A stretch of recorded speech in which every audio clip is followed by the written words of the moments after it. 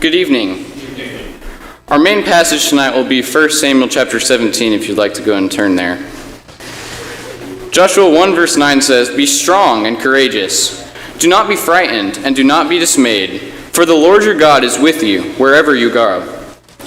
Our thoughts tonight will come from the account of David and Goliath, found in 1 Samuel 17.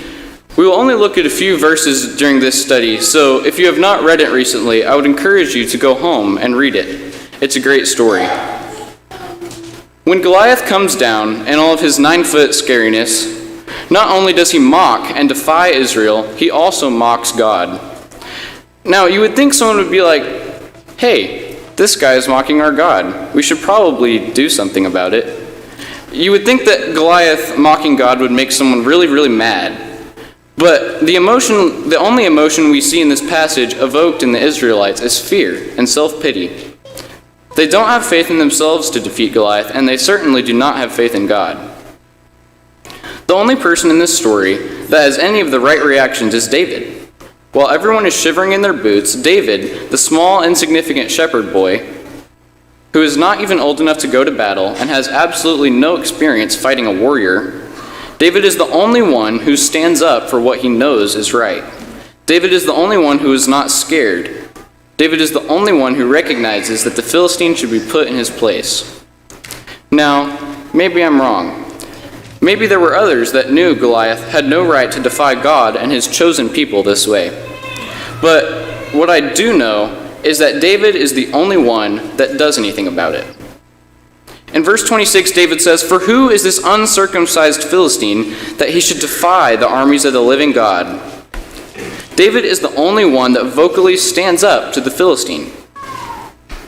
Now you may ask why. Why would David, who is so weak by himself, stand up to the Philistine? The answer to that question is he's the only one who has faith in God to save him and give him the victory. David knows that God will be with him. Then something even more shocking happens.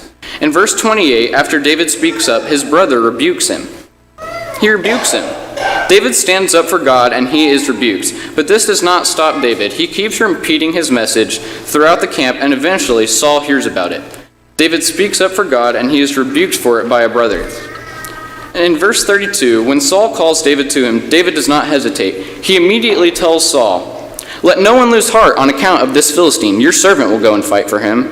Saul replied, "You are not able to go out against this Philistine and fight him. You are only a young man, and he has been a warrior from his youth."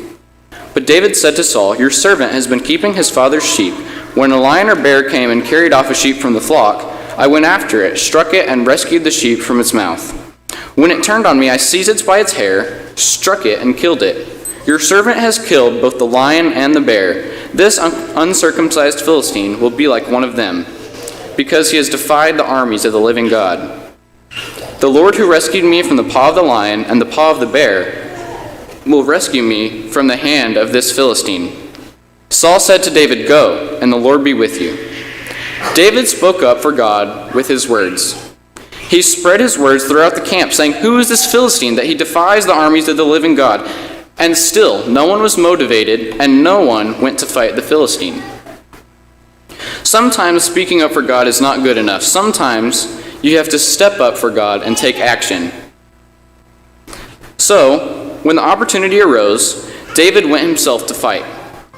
In a similar way, we cannot be afraid to do whatever it takes to spread the gospel. Thankfully, we do not face a lot of persecution here in Lubbock, but if the time did come where we were hated for worshiping God, we would just have to keep on worshiping and trust in the Lord to be with us. David spoke up for God, and we must do the same. David was rebuked by someone he loved for doing the right thing, and sometimes we will be too. And David stepped up for the Lord and acted in faith, and we must do the same. I began this evening with some words from Joshua, and I would like to finish with some words from Paul. Philippians 4:13 says, "I can do all things through Christ who strengthens me." If there is anyone here who would like to be baptized into Christ or has a spiritual request of the church, please come forward as we stand and sing.